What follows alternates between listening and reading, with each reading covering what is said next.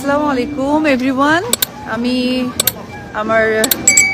আমার না আপনাদের পছন্দের পেজ উপবিশ্বাস, সেখান থেকে হঠাৎ করে লাইভে চলে আসছি। আমি এই লাইভের কোনো নাম মেনশন কিছুই করিনি, কারণ আমি কনফিউজ ছিলাম।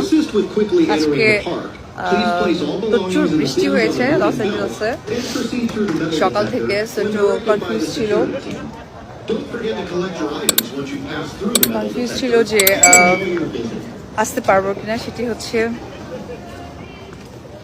আমি আসছি universal studio, so I am so lucky যে আমি আসতে পেরেছি, তাই হঠাৎ করে লাইভে আসা।